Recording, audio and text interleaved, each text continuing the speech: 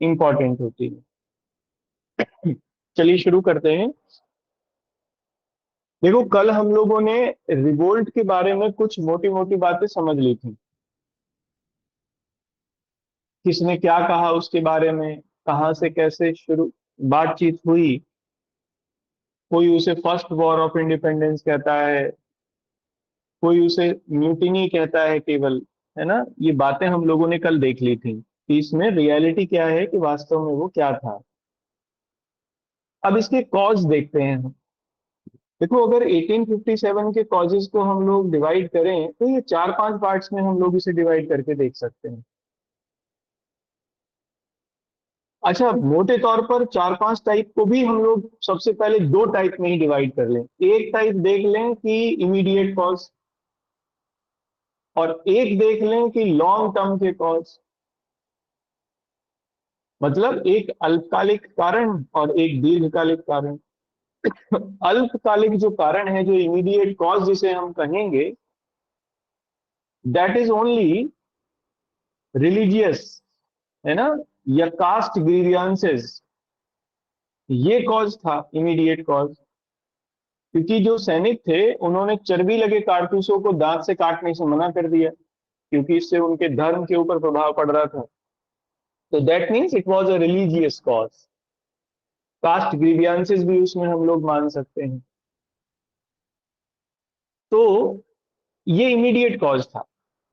लेकिन इसके साथ कई सारे लॉन्ग टर्म कॉज थे जो पहले से ही चले आ रहे थे, जिनको लेके पहले से ही लोग दुखी थे। किन पार्ट्स में डिवाइड करके देख सकते हैं उन्हें? पॉलिटिकल कॉज सबसे पहला। दूसरा, पॉलिटिकल से ही जुड़ा एडमिनिस्ट्रेटिव कॉज भी हो जाएगा। तो दूसरा एडमिनिस्ट्रेटिव कॉज, है ना, प्रशासनिक कारण। तीसरा सोशल कॉज, सामाजिक कारण, या इसे सोशियो रिलीजियस भी कह सकते हैं हम, क्योंकि यहाँ पर हमेशा समाज के जब भी कारण होंगे, जितने भी होंगे, उनसे रिलीजन जरूर जुड़ा हुआ होगा। तो दोनों को एक ही जगह मिला के देख लें तो ज्यादा अच्छे से क्लियर होगा। Socio religious cause. नेक्स्ट होगा इकोनॉमिक कॉज, आर्थिक कारण। और सबसे अंत में हम लोग एक साइकोलॉजिकल कॉज भी लिखेंगे, जो कि हमें देखने को मिलता है। ठीक है। इतने सारे कॉजेस थे, इतने सारे कॉजेस के रूप में हम लोग डिवाइड करके देख सकते हैं 1857 को। इनको हम लोग पढ़ेंगे एक एक करके। ठीक है। तो आप लिखिए इसमें सबसे पहले तो यही चीज, पहला पॉइंट लिखना है इसमें। 1857, 1857 के विद्रोह को, 1857 के विद्रोह को मोटे तौर पर, 1857 के विद्रोह को मोटे तौर पर दो भागों में बांट कर देखा जा सकता है। मोटे तौर पर दो भागों में बांट कर देखा जा सकता है। The cause of 1857, the causes of 1857 can be divided, या can be seen at two levels, can be seen at two levels। पहला लिखना है इसमें इमीडिएट कॉज, इमीडिएट कॉज। ठीक है ना, हिंदी में लिखिए इसे, इमीडिएट कॉज को। अल्पकालिक कारण या तात्कालिक कारण ये कह सकते हैं, तात्कालिक कारण, है ना, दैट इज इमीडिएट कॉज। अब तात्कालिक कारण क्या था? तो तात्कालिक कारण ये था कि जो सैनिक थे उन्होंने चर्बी लगे जो कारतूस थे उन्हें दांत से काटने से मना कर दिया। यानी जो नई राइफल एक्चुअली यूज की गई थी, एनफील्ड राइफल, उसमें कारतूसों को यूज करने से मना कर दिया। क्यों? क्योंकि ये उनका रिलीजियस ग्रीवियंस था, एक चीज। दूसरी, कास्ट ग्रीवियंस भी इसमें हम लोग देख सकते हैं, क्योंकि जितने भी सैनिक थे जो भर्ती होते थे सेना में, वो अमूमन ऊपरी कास्ट के ही थे, ब्राह्मण थे या क्षत्रिय थे। और इन दोनों के लिए ही मांस खाना वर्जित था, चाहे वो मुस्लिम भी थे। तो ये भी पता चला कि इसमें सुअर की चर्बी है या इसमें गाय की चर्बी है, मतलब ऐसी एक अफवाह भी रही, जिसकी वजह से ये म्यूटिनी एकदम शुरू हुई। तो that was the immediate cause. तो इसमें लिखना, तात्कालिक कारण के आगे लिखना आप इमीडिएट कॉज के आगे, immediate cause was, immediate cause was religious and caste grievances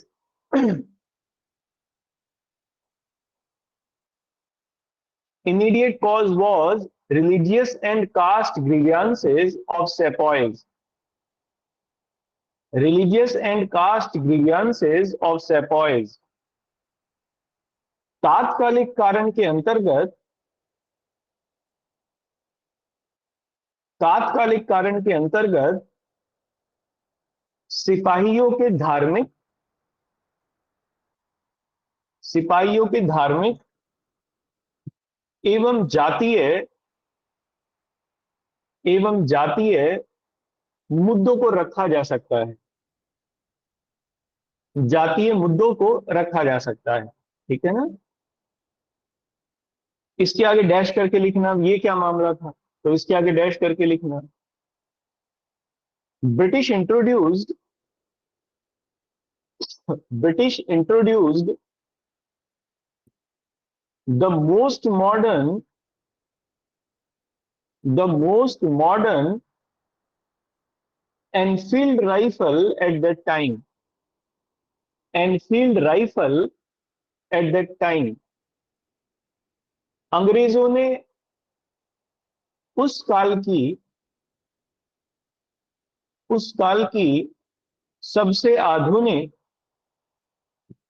अंग्रेजों ने उस काल की सबसे आधुनिक एनफील्ड राइफल का, एनफील्ड राइफल का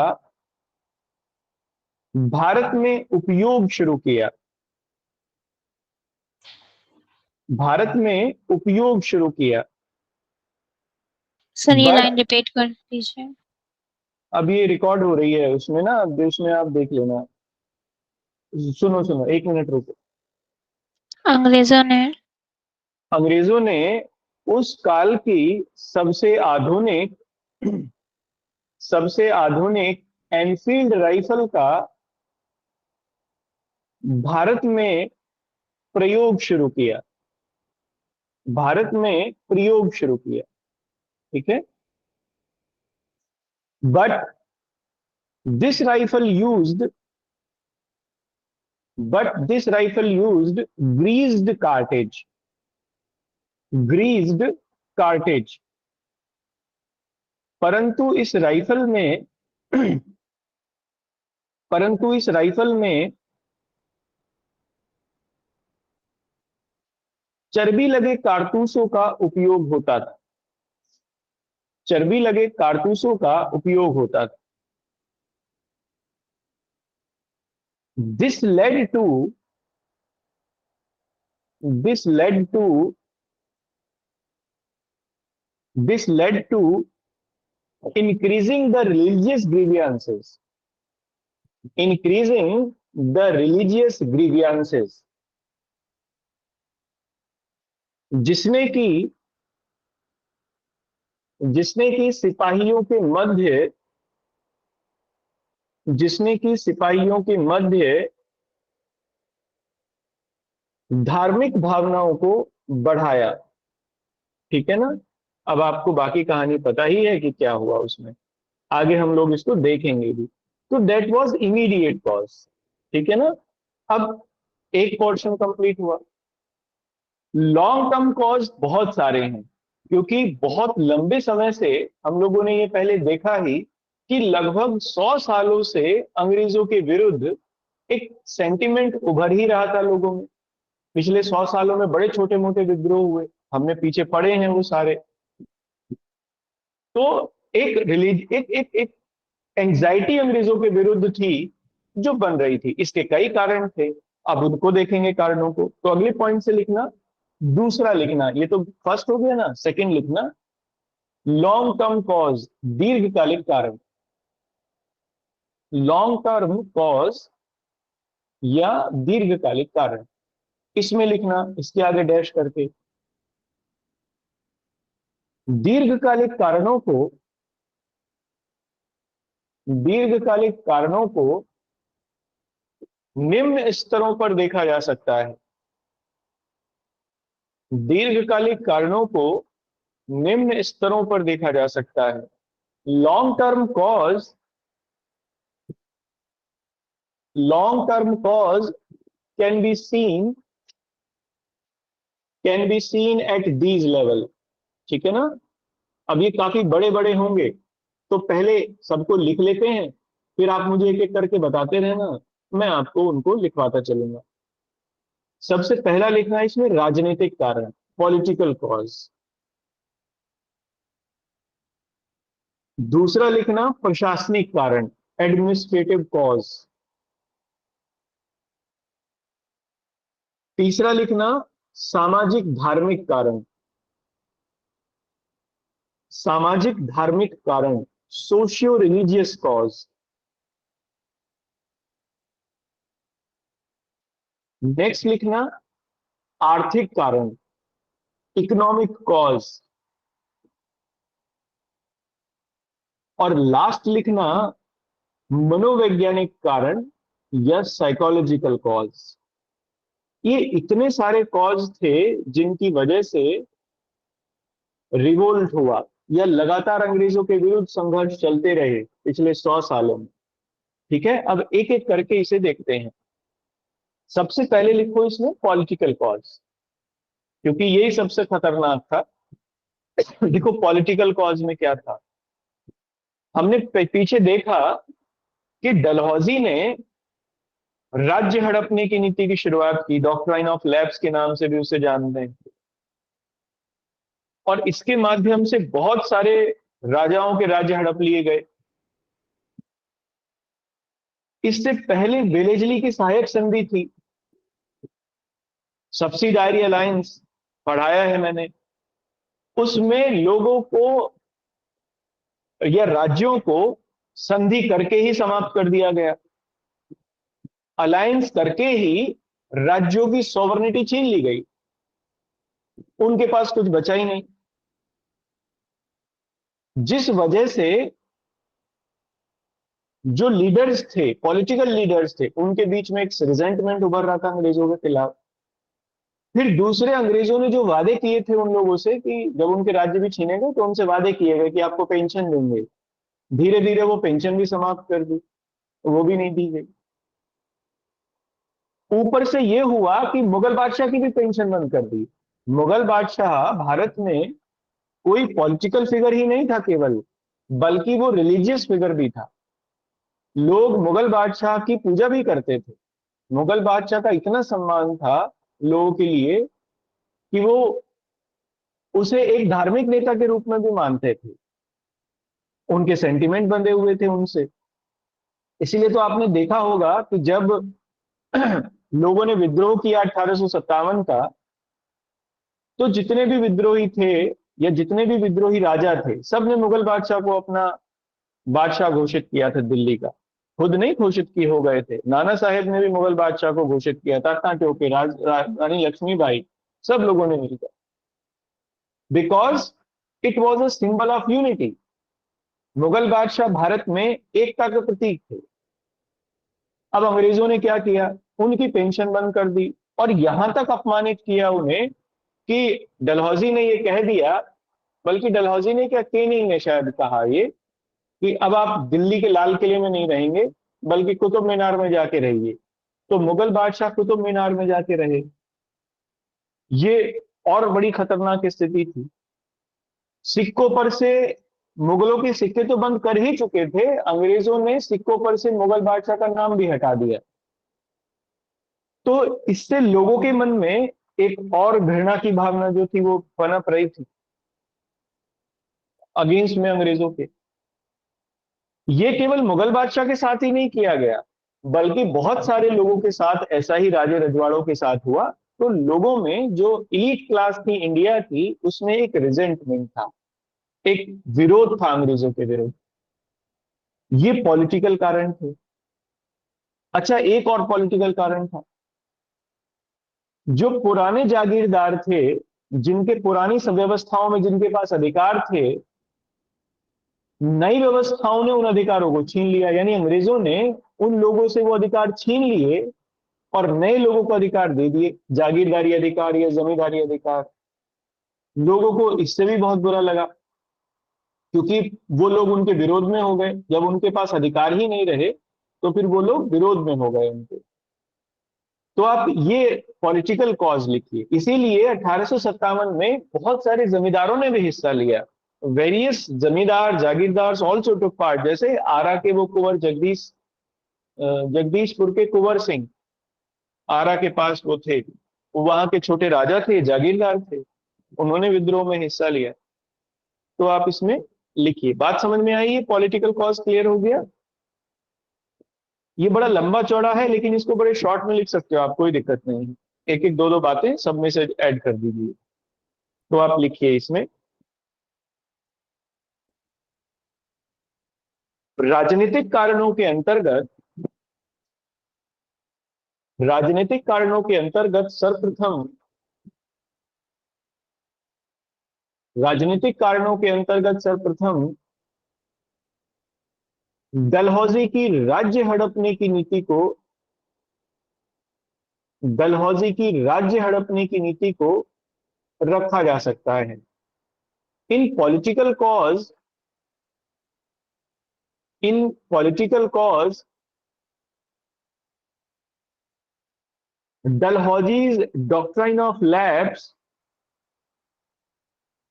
डलहौजीज doctrine of lapse can be included, can be included, जिसका उपयोग करते हुए, जिसका उपयोग करते हुए डलहौजी ने, जिसका उपयोग करते हुए डलहौजी ने अनेक राज्यों को, अनेक राज्यों को हड़प लिया। And Dalhousie snatched, and Dalhousie snatched, snatched various, Dalhousie snatched, snatched various states या वेरियस प्रिंसिपैलिटीज, ये लिख लीजिए, स्टेट्स तो नहीं थे, प्रिंसिपैलिटीज थी, various principalities by using it, by using it. अब उदाहरण इसके आगे लिखिए, है ना। देखो, जब भी आप कोई बात कह रहे हो विद एग्जाम्पल कहिए। एग्जाम्पल जरूर दे दीजिए एक आध, अगर आपके पास है तो। हमारे पास तो कई हैं, तो डैश करके लिखिए। जैतपुर, संभलपुर, झांसी, है ना, इनके नाम तो लिख ही सकते हैं। अब अगले पॉइंट से लिखना, है ना। डलहौजी इतना नीचे गिर गया कि जहां पर वो डॉक्ट्राइन ऑफ लैप्स लागू भी नहीं हो रही थी, जैसे अवध में, वहां भी उसे लागू करके और बिजरिस कादिर को वहां से हटा दिया गया। कुशासन का आरोप लगाकर अवध पर, मैल एडमिनिस्ट्रेशन का, अवध को छीन लिया गया। ये और ज्यादा खराब था। मतलब ये तो ये था कि वो चाहते ही थे, जो चाहेंगे वो करेंगे। इससे लोगों में और रिजेंटमेंट आ गया। इसीलिए सबसे ज्यादा 1857 के संग्राम में जिन लोगों ने हिस्सा लिया वो अवध के ही लोग थे। अवध से ये शुरू भी हुआ। अवध के सैनिकों ने इसमें सबसे ज्यादा पार्टिसिपेट भी किया। तो आप लिखिए इस बात को। पुनः, पुनः अवध को पुनः अवध को कुशासन के आधार पर ही, पुनः अवध को कुशासन के आधार पर ही ब्रिटिश साम्राज्य में मिला लिया गया। ब्रिटिश साम्राज्य में मिला लिया गया। Again, again Awadh was, again Awadh was merged into British Empire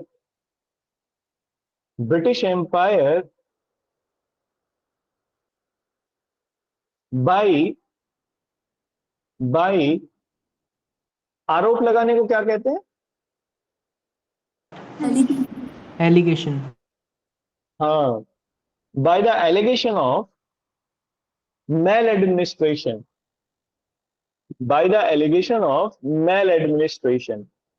या माल एडमिनिस्ट्रेशन लिख सकते हैं। ठीक है ना, कुशासन का आरोप लगाया, अवध को कर लिया। एक पॉइंट और लिखिए इसमें, अगले पॉइंट से लिखना, बल्कि एक पॉइंट क्या, अगले पॉइंट से लिखना, नया पॉइंट बनाइए।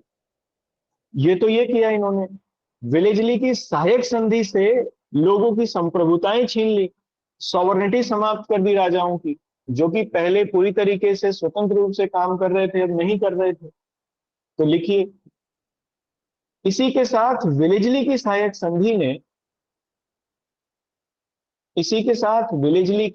संधि ने राजाओं की संप्रभुताएं समाप्त कर दी। राजाओं की संप्रभुताएं, ये संप्रभुता लिखिए, राजाओं की संप्रभुता समाप्त कर दी। And also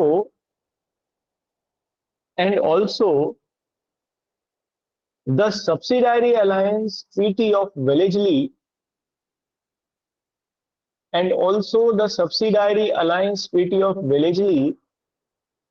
ended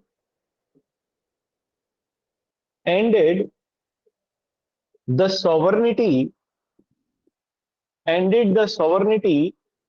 of various princes, बल्कि किंग लिखिए, वेरियस किंग्स और नवाब्स, जो भी लिखना चाहे। ठीक है, अब अगले पॉइंट से लिखना।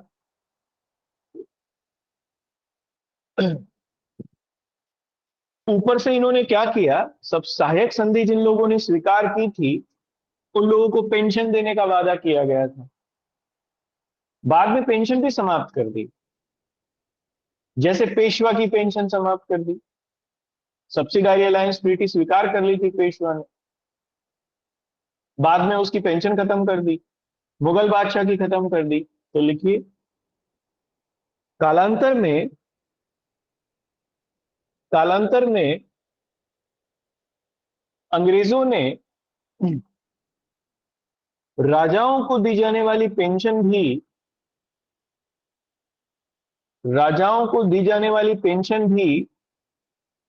समाप्त कर दी। In later period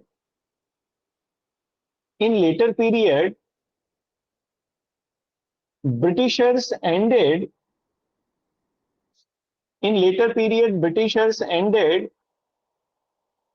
the pension of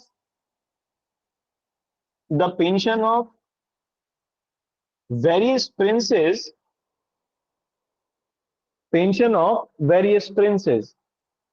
continuation में ही लिखना। मुगल बादशाह की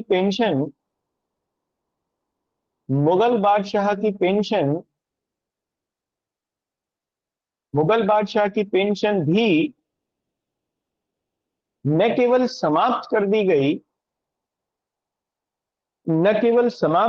गई, बल्कि उनके सिक्के भी बंद कर दिए गए। Not only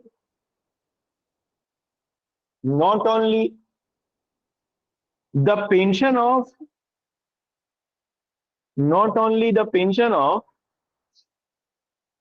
Mughal emperor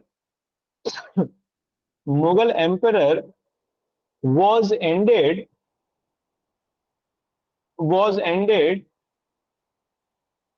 but also their coins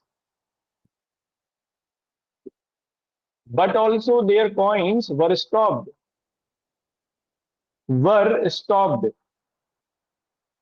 उन्हें अपमानित करने के लिए उन्हें अपमानित करने के लिए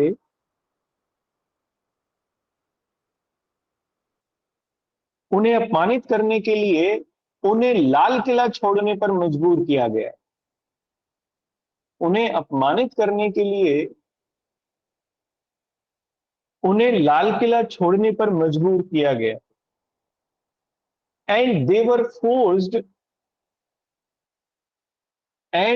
forced to leave Lal Qila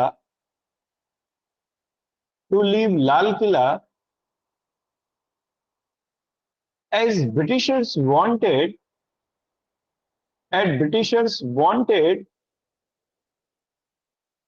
to insult them. Britishers wanted to insult them, है ना, उन्हें अपमानित करना चाहते थे। फिर बाद में वो रहे, कुतुब मीनार में जाके रहे बहुत दिन। जब विद्रोह शुरू हुआ तो कुतुब मीनार में रहते थे वो, है ना। अब अगले पॉइंट से लिखना, अगले पॉइंट से क्या, इसी पॉइंट में ऐड करना। अब देखो, मुगल बादशाह जो था वो भारत में न केवल पॉलिटिकल यूनिटी का एक सिंबल था, बल्कि वो रिलीजियस पर्सनैलिटी भी था। आपने देखा होगा, जब हिस्ट्री मैंने आपको पढ़ाई पीछे, अकबर ने दीन इलाही की शुरुआत की थी, एक नए धर्म की शुरुआत की थी। और दीन इलाही के साथ ही मुगल बादशाहों ने, मतलब मुगलों ने विशेष तौर पर, या अकबर के समय से रिलीजियस फिगर के साथ साथ, सॉरी, पॉलिटिकल फिगर के साथ साथ मुगल बादशाह रिलीजियस फिगर भी होने लगा। क्योंकि दीन इलाही के साथ ही उन्होंने वो उपाधि दी थी ना, क्या नाम था उसका, देखो, इबादत खाने की स्थापना की, दीन इलाही की, और जिसमें राजा सबसे सर्वोच्च व्यक्ति होता था रिलीजियस मामलों को डिफाइन करने में, वो एक उपाधि उन्होंने ली थी अकबर ने। उसका देखो, मुझे इस समय नाम याद नहीं आ जाएगा, बिल्कुल दिमाग से निकल गया। इसलिए तब से लेके अब तक मुगल बादशाह रिलीजियस फिगर भी था। तो भारतीय लोगों ने इसे अपमानित महसूस किया, खुद को अपमानित महसूस किया। तो लिखिए, इस कारण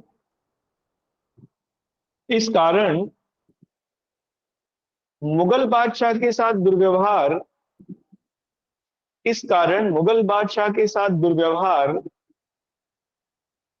से मुगल बादशाह इस प्रकार मुगल बादशाह से दुर्व्यवहार के फलस्वरूप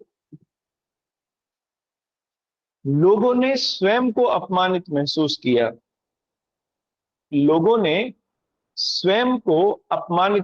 किया। And also the pupils felt insulted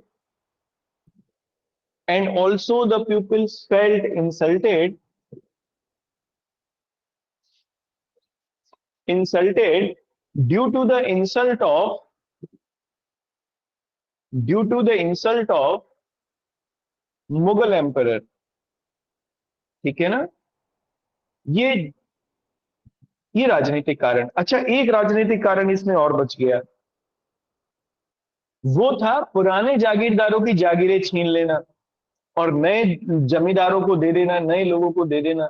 अब जागीर के साथ अधिकार भी थे, वो भी चले गए, पॉलिटिकल राइट्स थे जागीरदारों के पास में, या पुराने जमींदारों के पास में, हम ये भी कह सकते हैं। हालांकि जागीरदार और जमींदार दो अलग अलग बातें हैं, ये मैं पहले क्लियर कर चुका हूं मुगल्स मेडिवल पीरियड में। तो दोनों के ही अधिकार चले गए, जिससे दोनों में रिजेंटमेंट था। तो ये भी एक पॉलिटिकल लीडरशिप थी, ये भी नाराज थी अंग्रेजों से, इसलिए काफी लोगों ने पार्टिसिपेट किया, इसलिए जमींदारों ने रिवोल्ट में। तो आप लिखिए, और हमने ये पहले देखा भी है, अभी जो पीछे अपने रिवोल्ट पढ़े उसमें हम लोगों ने देखा कि बहुत सारे जमींदारों के विरोध थे या लोकल राजाओं के विरोध थे अंग्रेजों के खिलाफ, जो कि स्थानीय ही रहे, उससे बाहर तो नहीं निकल पाए, लेकिन लोगों ने विरोध किया था पहले भी। तो आप अगले पॉइंट में लिखना, नई राजनीतिक व्यवस्था के निर्माण के कारण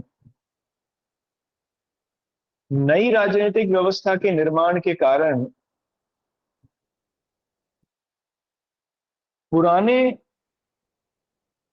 पुराने जागीरदारों एवं जमींदारों के अधिकार,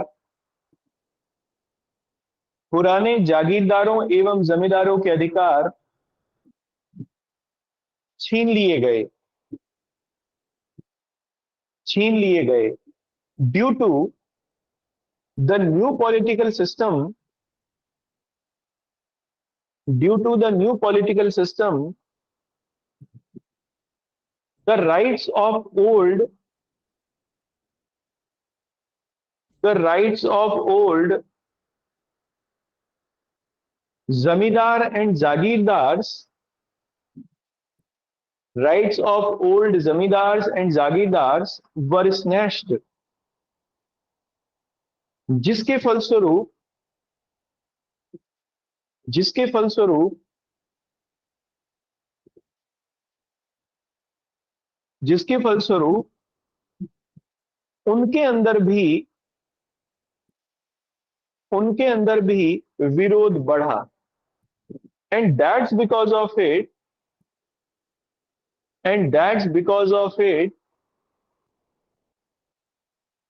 they also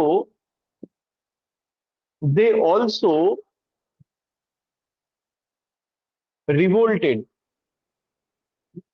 ठीक है ना, ये जितने कारण हैं ये सब पॉलिटिकल कारण हैं जो मैंने अभी तक आपको लिखवाए। कोई रह गया हो तो बताओ।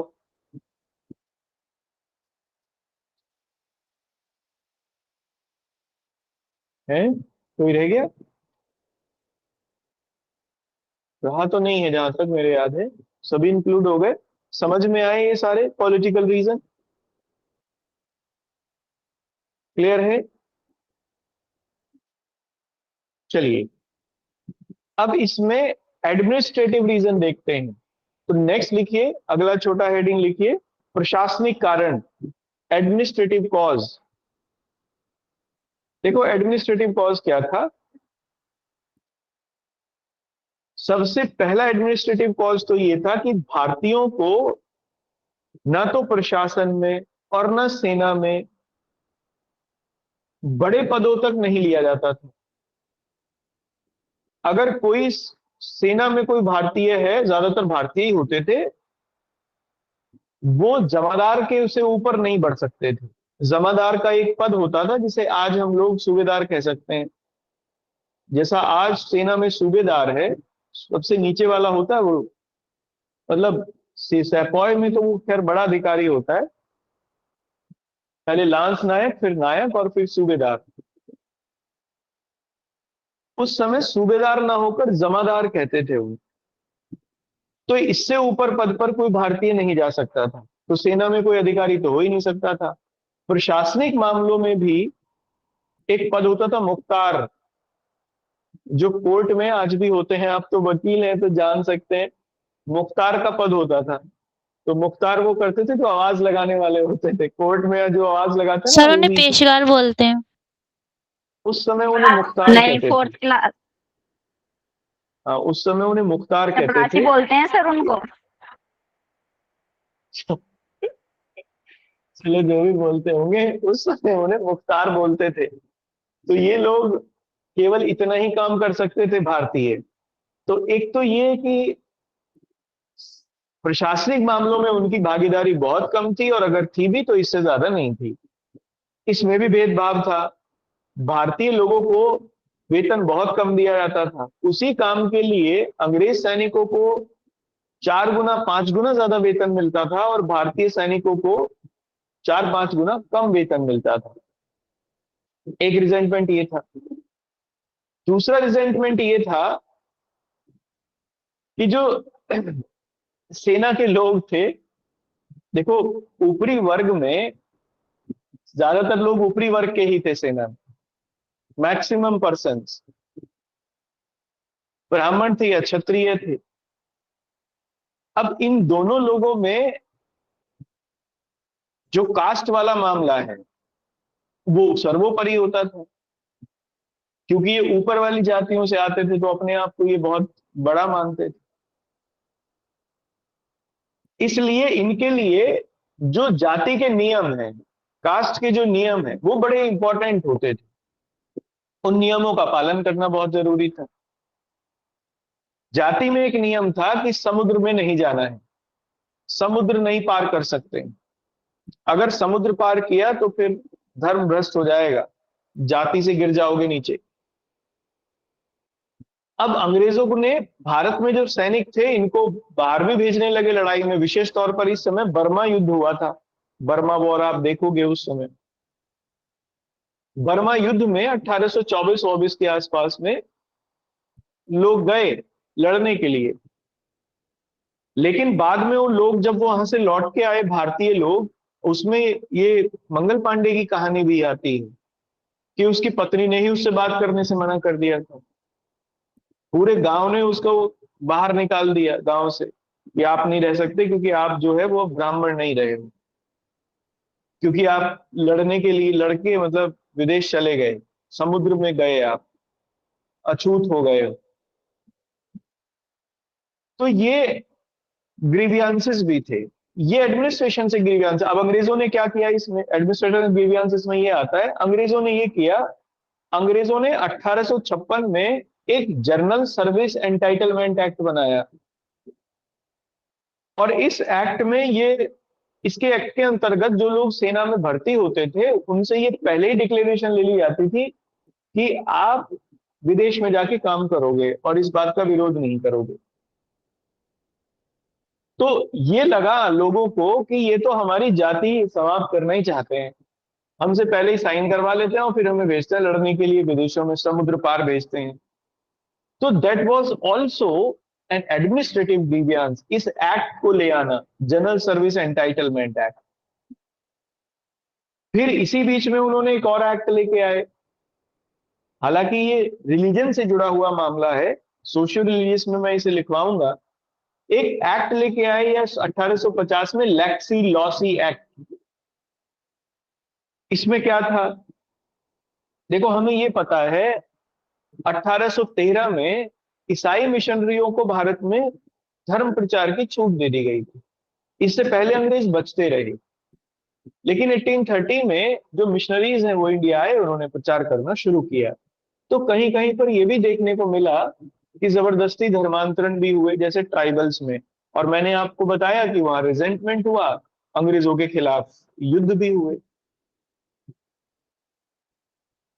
लेकिन अंग्रेज अभी तक भी जो ऊपर वाले भारतीय समाज के लोग थे उसे, उन्हें वो क्रिश्चियनिटी में नहीं कन्वर्ट कर पा रहे थे, और उसका कारण था धन। क्योंकि जो हम लोगों की, जैसे दायभाग है ना, दायभाग स्कूल ऑफ थॉट है, या एक और है जो वो बंगाल में चलता है, क्या नाम है उसका, दायभाग है और एक दूसरा है सर मिताक्षरा। मिताक्षरा। दोनों के अंतर्गत ये है कि अगर आप दूसरे धर्म को स्वीकार कर लेते हो तो फिर पिता की पैतृक संपत्ति में आपका हिस्सा नहीं होगा। अब इसलिए लोग डरते भी थे, करते नहीं थे, भले ही वो अट्रैक्ट भी हो रहे थे क्रिश्चियनिटी की तरफ। अंग्रेजों ने लालच भी बहुत दिए, प्रशासनिक जॉब मिलेगी, पैसा मिलेगा, एजुकेशन मिलेगी, वो ये सब।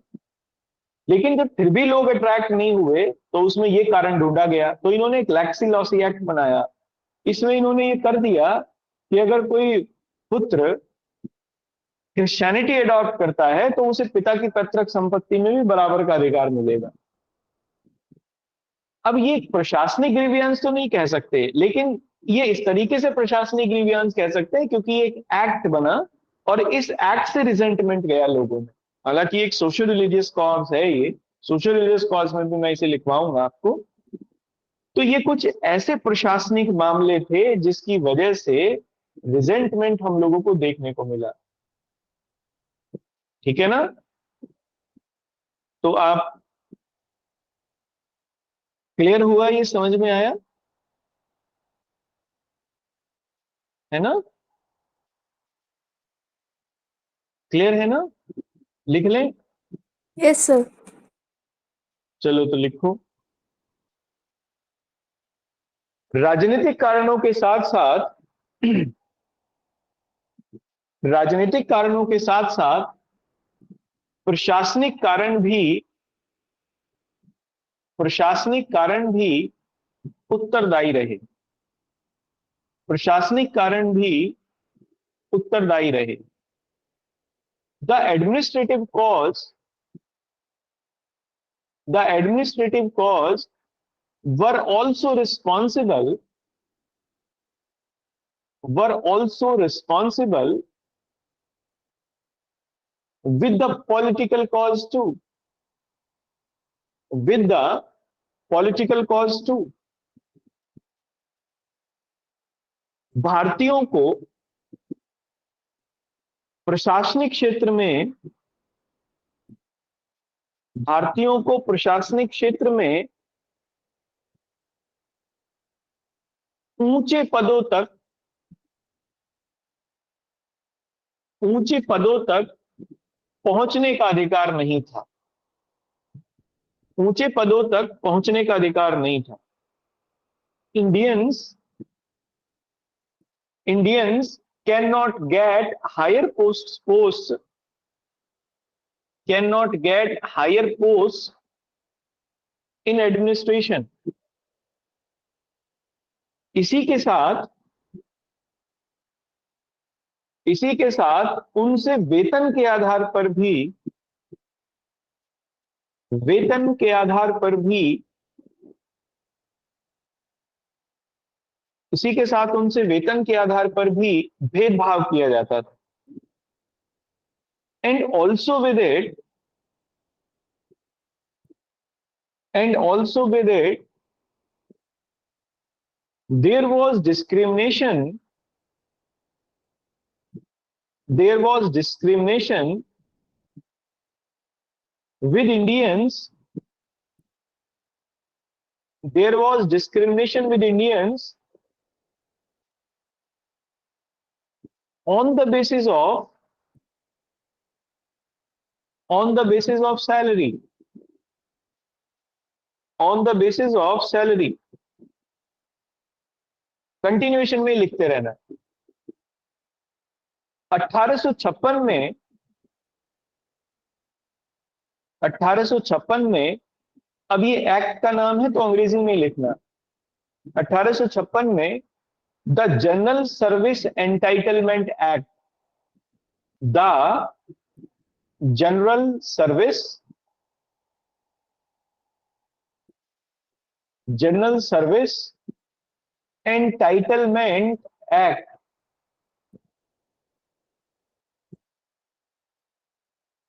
पारित किया गया। in 1856, in 1856 general service entitlement act was passed, जिसके अंतर्गत सैनिकों को, जिसके अंतर्गत सैनिकों को समुद्र पार सेवा देने की, समुद्र पार सेवा देने के लिए बाध्य किया जाता था, समुद्र पार सेवा देने के लिए बाध्य किया जाता था। And under it, it was mandatory, it was mandatory for the sepoys, it was mandatory for the sepoys to serve overseas, to serve overseas। ठीक है, नेक्स्ट लिखिए, कंटिन्यूएशन में ही एक ये कारण था, नेक्स्ट कारण लिखिए। इन 1850, in 1850 Lexi-Loci Act, Lexi, Lexi-Loci, LOCI, in 1850 Lexi-Loci Act was passed। 1850 में, 1850 में लेक्सी-लॉसी अधिनियम पारित किया गया। बाय इट, या ऐसा लिखना, it enabled a person it enabled a person who adopt Christianity,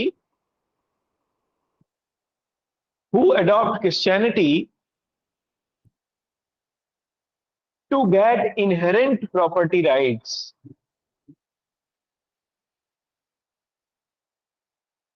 To get inherent property rights. इसके अंतर्गत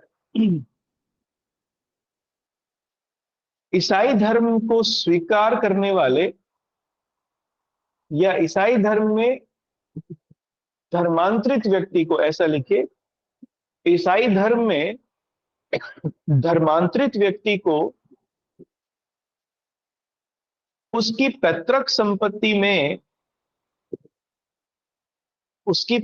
संपत्ति में बराबर का अधिकार प्राप्त हुआ। बराबर का अधिकार प्राप्त हुआ। This act also fuel resentment this act also fuel resentment among the masses। इस अधिनियम ने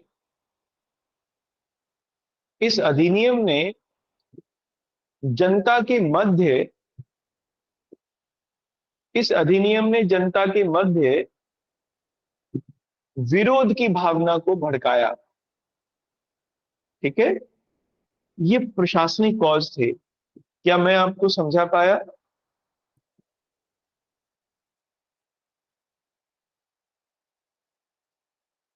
नेक्स्ट बताओ कि नेक्स्ट क्या था? एडमिनिस्ट्रेटिव के बाद क्या था? Socio religious. Yes sir. है ना? चलो नेक्स्ट लिखो, सामाजिक धार्मिक कारण, सोशियो रिलीजियस कॉज। देखो, सामाजिक धार्मिक कारण में ये रखा गया,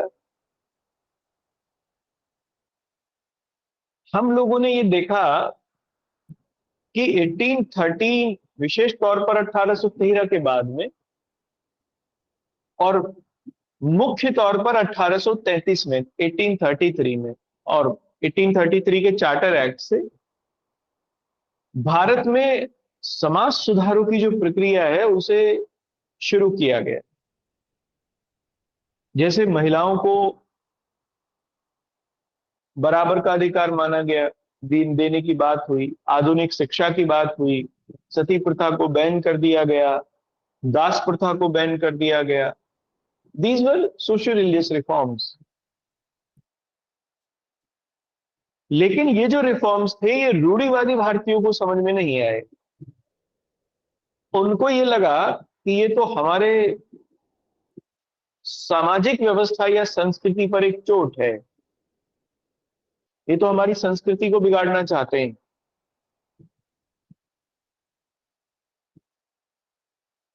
ये सामाजिक कारण बना। इसी के साथ ये एक्ट भी पास हो गए जिसमें इनहेरेंट प्रॉपर्टी राइट्स मिल गए अगर कोई व्यक्ति क्रिश्चियनिटी में शामिल होता है तो। ये भी सामाजिक धार्मिक कारण था। इसलिए रूढ़िवादी भारतीयों को यह लगा, महिलाओं की शिक्षा की भी बात की थी इन्होंने, वुमेन एजुकेशन की तरफ हमने देखा सोशल रिलीजियस रिफॉर्म में खूब आएगा, अभी हम लोग देखेंगे। तो जो कंजर्वेटिव सोसाइटी थी उस समय, या कंजर्वेटिव एक मास थी इंडिया में, उनको लगा कि ये तो हमारी संस्कृति के ऊपर चोट है। सोशल रिलीजियस कॉज भी बन गया एक। तो आप लिखिए अगले पॉइंट से। सामान्यतः 1813 के चार्टर अधिनियम के पश्चात 1813 के चार्टर अधिनियम के पश्चात तथा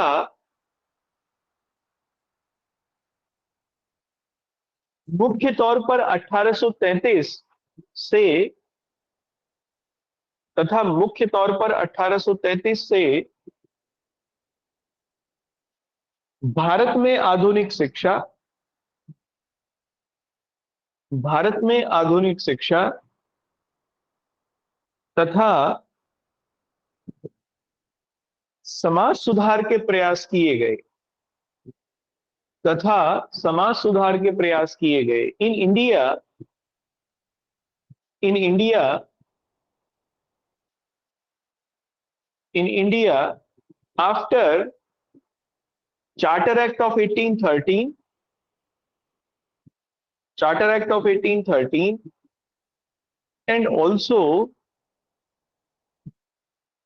and also charter act of, and also after the charter act of 1833, and also after the charter act of 1833, modern education, modern education was introduced in India. Modern education was introduced in India, and also and also and also some socio-religious reforms, and also some socio-religious reforms were started.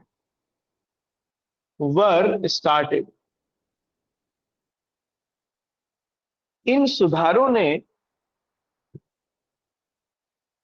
या ऐसा लिखना, इन सुधारों के प्रति,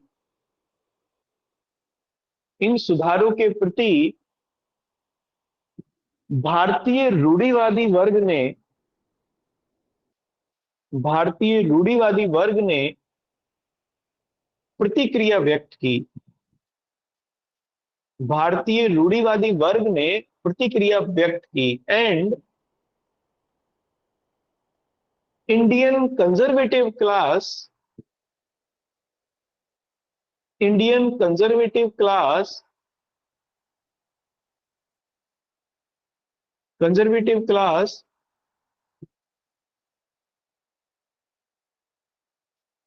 conservative class व्यक्त करने को क्या कहते हैं? shows a reaction against these socio-religious reforms, shows reaction against these socio-religious reforms. उन्होंने इसे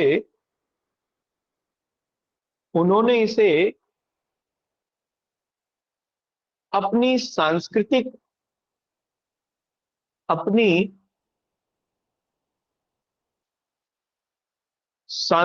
संस्थाओं में,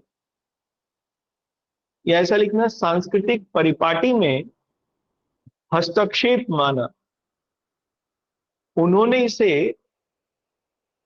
अपनी सांस्कृतिक परिपाटी में हस्तक्षेप माना, and they consider it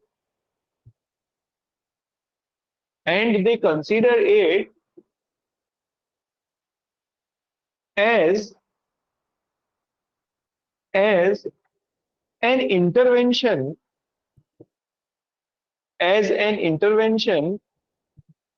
in their cultural tradition, in their cultural tradition. ठीक है ना? पुनः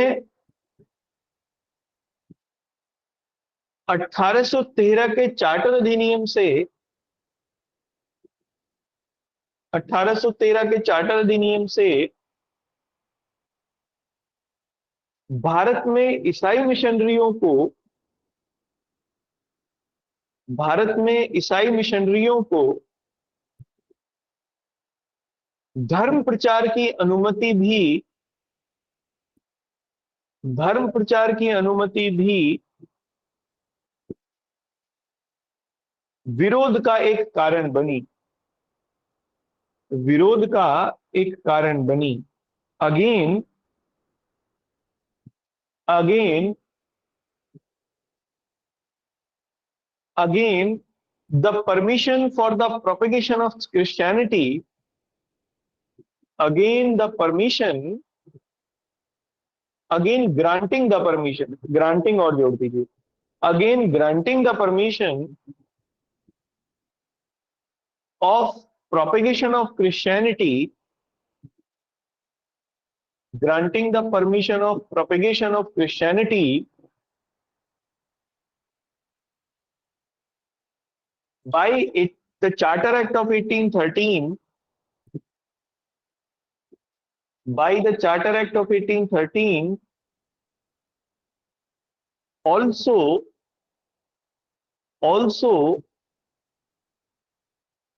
cause a resentment, also cause a resentment among the people in India, among the people in India. ठीक है ना? ये सोशियो रिलीजियस कॉज थे, ठीक है। इसके बाद क्या था? आर्थिक कारण। Yes sir. नेक्स्ट लिखिए इकोनॉमिक कॉज, है ना। इसके ऊपर तो हम पूरा कर चुके हैं एक चैप्टर ही ब्रिटिश इकोनॉमिक पॉलिसीज में। यहां पर केवल इतना लिख लीजिए कि अंग्रेजों की आर्थिक नीतियों ने, इकोनॉमिक पॉलिसीज ने भारतीयों में एक विरोध की भावना को जन्म दिया। तो लिखिए, है ना। बाकी खूब इलाबोरेट करके आप लिख सकते हो वहां से, लेकिन यहां इतना लिखने की जरूरत नहीं है। तो आप इसमें लिखना, अंग्रेजों की आर्थिक शोषण की नीतियों ने, अंग्रेजों की आर्थिक शोषण की नीतियों ने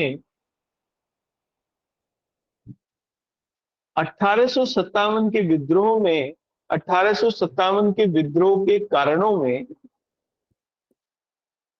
1857 के विद्रोह के कारणों में महत्वपूर्ण भूमिका निभाई, महत्वपूर्ण भूमिका निभाई। The economic policies, the economic policies of Britishers, the economic policies of Britishers also pay, नहीं पे नहीं होगा, the economic policies of Britishers also play होगा, play an important role,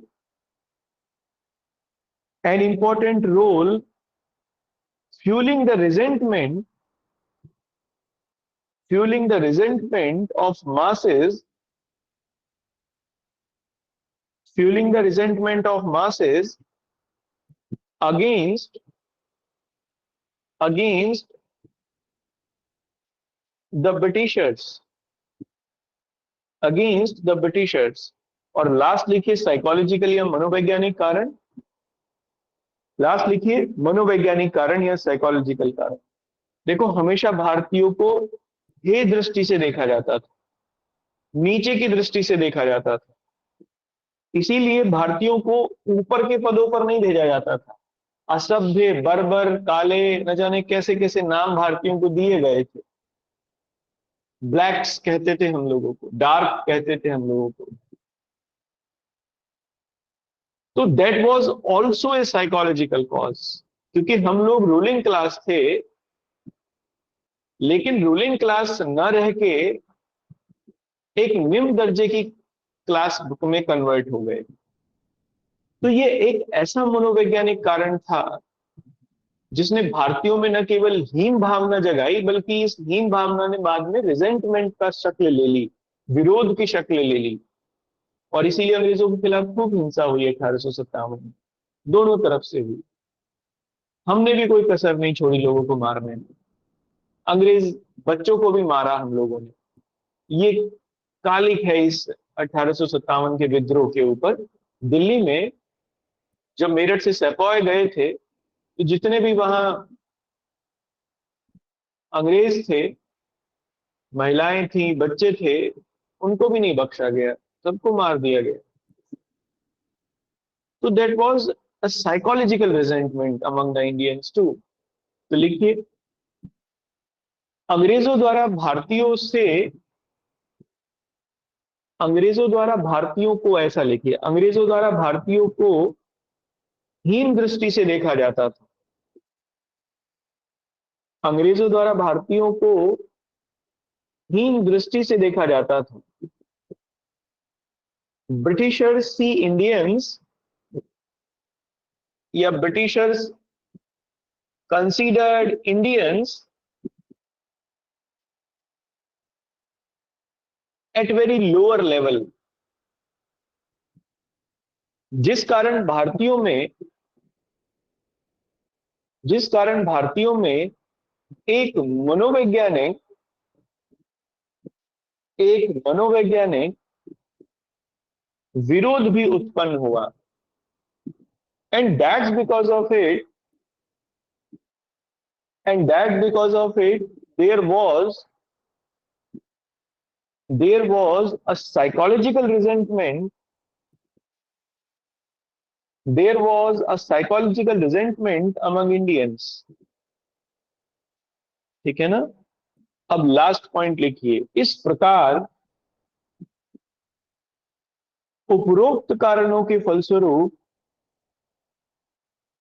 इस प्रकार उपरोक्त कारणों के फलस्वरूप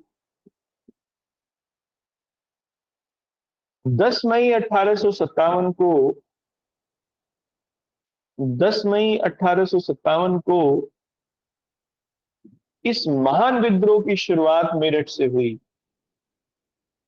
इस महान विद्रोह की शुरुआत मेरठ से हुई। And so due to the above reason, due to the above causes, this great rebellion, this great rebellion was started from Meerut,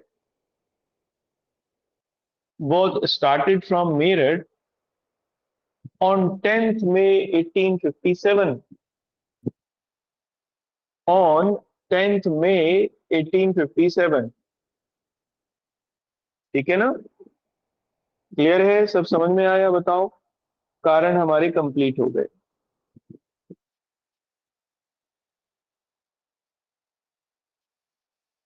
किसी को कोई बात समझ में नहीं आई हो तो आप पूछ लीजिए मुझसे। सर डेट क्या थी? 10 मई 1857।